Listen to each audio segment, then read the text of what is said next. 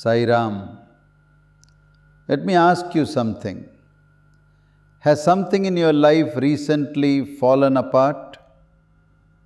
A relationship, a plan you had carefully made, a job, a belief you held tightly, an image of yourself that no longer fits.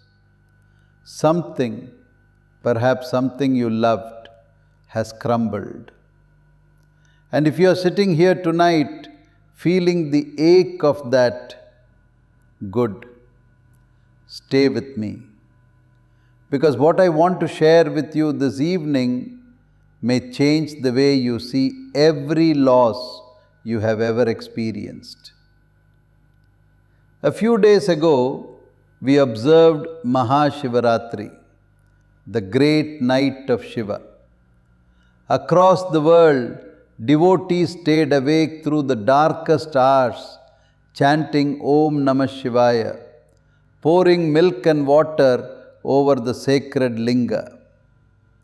But I wonder, how many of us truly understand what we were celebrating? We were not simply honoring a deity, we were honoring a principle, the principle of sacred destruction. And this principle, if you let it, will set you free. In the Hindu tradition, we speak of the Trimurti, the three aspects of the divine. Brahma, the creator, Vishnu, the sustainer, and Shiva, the destroyer. Now the mind hears the word destroyer and recoils. Destruction sounds violent, it sounds negative, it sounds like something to fear. But this is a misunderstanding. Shiva does not destroy for the sake of destruction. Shiva destroys what is false so that what is true can emerge. Think of the gardener who prunes the dead branches from a tree. Is the gardener being cruel? No. The gardener knows that the dead wood is stealing life from the living branches. The pruning is an act of love. Shiva is the cosmic gardener, and the dead branches he prunes are our illusions, our attachments, our false identities, our comfortable lies. This is not punishment, this is grace. Sathya Sai Baba understood this truth completely. His teachings are filled with it. He said, troubles and difficulties are like the clouds that pass across the sky. They come and go. Do not be perturbed. Do not be perturbed. Such simple words, and yet when we are in the middle of loss, when the thing we clung to is being taken, how difficult this becomes. But notice what he says. He does not say the clouds will not come. He says they will pass. Baba also said, man learns through experience, and the spiritual path is full of different kinds of experiences. He will encounter many difficulties and obstacles, and they are the very experiences he needs to encourage and complete the cleansing process.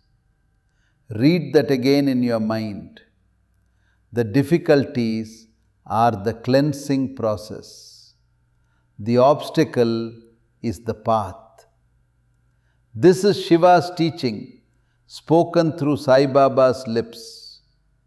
Every loss you have endured was not a wrong turn. It was a purification. Now let us go deeper. When Shiva's energy enters your life, when things begin to fall away, there are three things being destroyed. and understanding them will transform your relationship with suffering. The first thing Shiva destroys is attachment. We cling. This is the nature of the human mind. We cling to people, to possessions, to outcomes, to the way things were.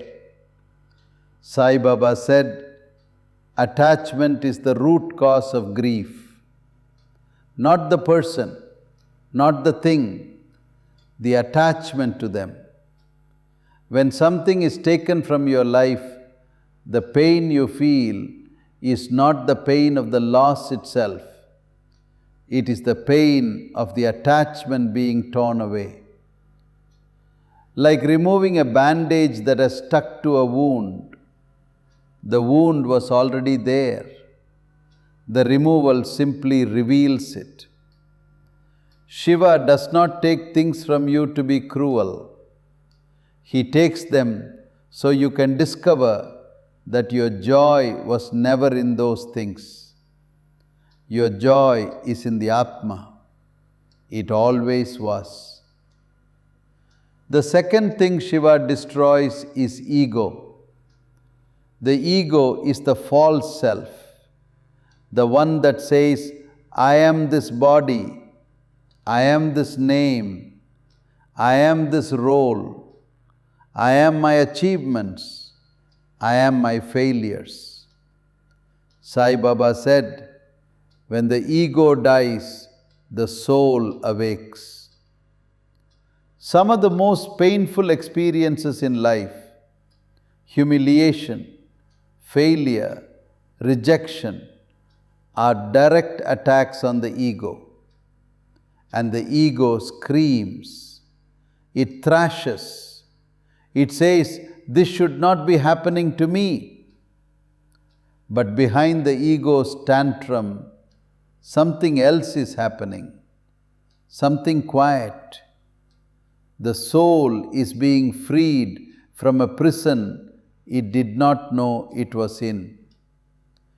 Every time life humbles you, Shiva is at work. The third thing Shiva destroys is ignorance. This is the deepest level.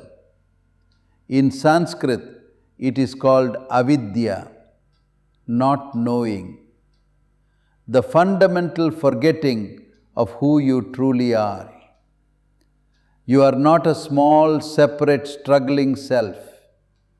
You are the Atma, infinite, eternal, one with all that is. But you have forgotten. We have all forgotten. This forgetting is the root of all suffering. Sai Baba said, you are not one person, but three. The one you think you are, the one others think you are, and the one you really are. Shiva's ultimate gift is the destruction of the gap between who you think you are and who you really are. This is called liberation, moksha. And it does not come through accumulation. It comes through the stripping away of everything that is not true. Now I want to speak directly to those of you who are in the dark night right now. You know who you are. Perhaps you are grieving. Perhaps you have lost someone. Perhaps your health has broken. Perhaps a dream has died. Perhaps you look at your life and you do not recognize it anymore. And the mind says, something has gone wrong. God has abandoned me. I must have done something to deserve this. No. Listen to me carefully. The dark night is not the absence of God. The dark night is God working where your eyes cannot see. Remember, Maha Shivaratri is celebrated in the darkest part of the month. the 14th night of the waning moon. Almost no light in the sky. Why? Because the deepest transformation happens in darkness. The seed germinates underground, in the dark. The child forms in the womb, in the dark. The diamond is forged in the crushing dark of the earth. Sai Baba said, "Do not give up. The beginning is always the hardest. Life rewards those who work hard at it." If your life is being dismantled right now, I will not tell you it does not hurt. It does. Transformation is not painless. But I will tell you this: you are not falling apart. You are being remade. Shiva does not destroy without purpose. On the other side of this night, something is waiting to be born. Something truer. Something closer to who you really are. Trust the process. Trust the destroyer. His destruction is an act of love. So what do we do with this teaching? How do we practice it? Let me offer you something simple. This week, find a quiet moment. Sit with a piece of paper and a pen. Ask yourself, what am I clinging to that life is asking me to release? Be honest. You already know the answer. You have known for some time. It might be a grudge you have carried for years. It might be guilt over something you cannot change. It might be a version of yourself that you have outgrown. It might be the need to control an outcome that is not in your hands. Write it down. Then hold the paper in both hands. Close your eyes and say, aloud or in your heart, I offer this to Shiva. I offer this to the fire of transformation. I release what no longer serves my soul's journey. If you wish, you may safely burn the paper. Fire is Shiva's element. Let the smoke carry your attachment upward, back to the divine.